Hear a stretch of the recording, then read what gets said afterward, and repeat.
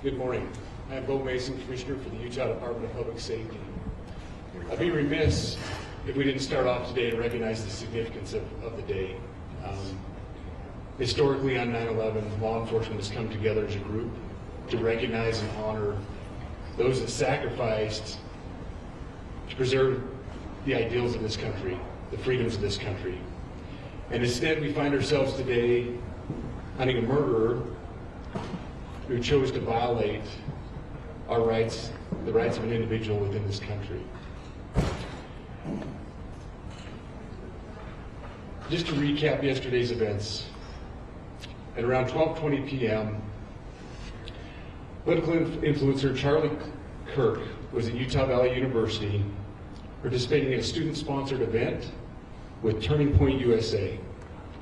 Charlie was shot at that event. He was transported to a local hospital where he later passed.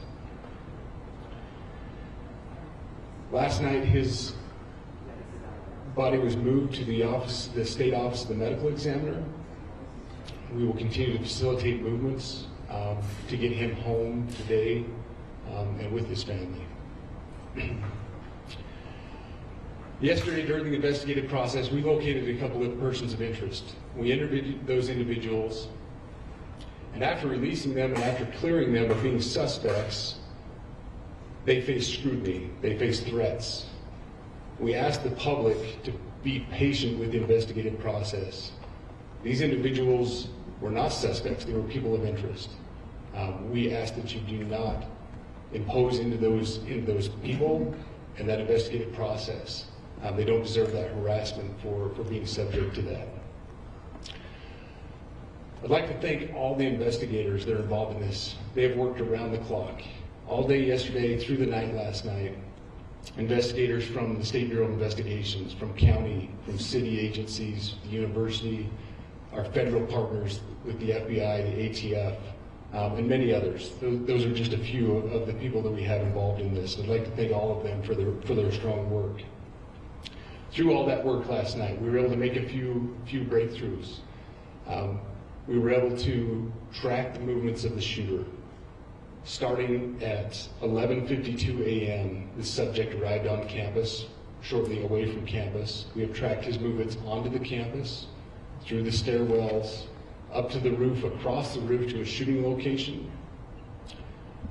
After the shooting, we were able to track his movements as he moved to the other side of the building, jumped off of the building, and fled off of the campus and into a neighborhood.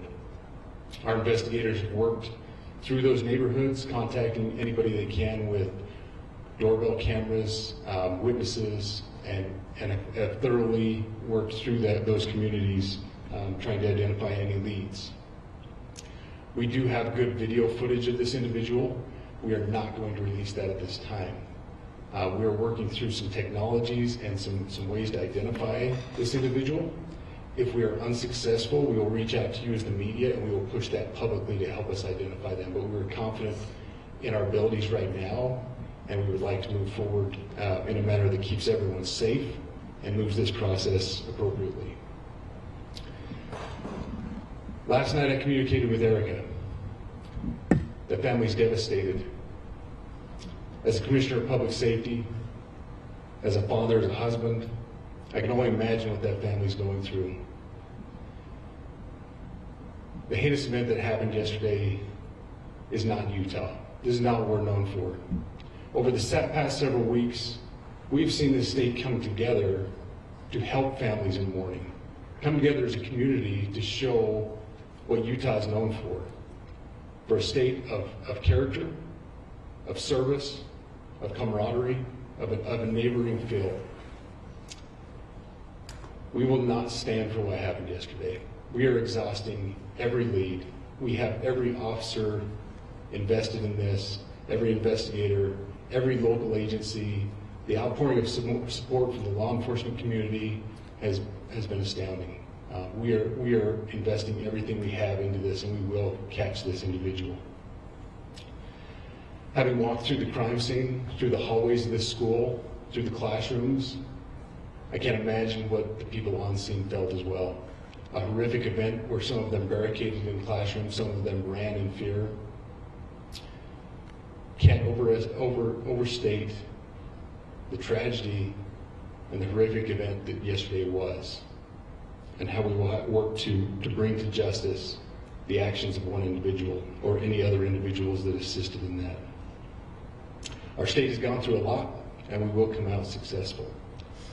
With that, I'll turn the time over to Special Agent Rose.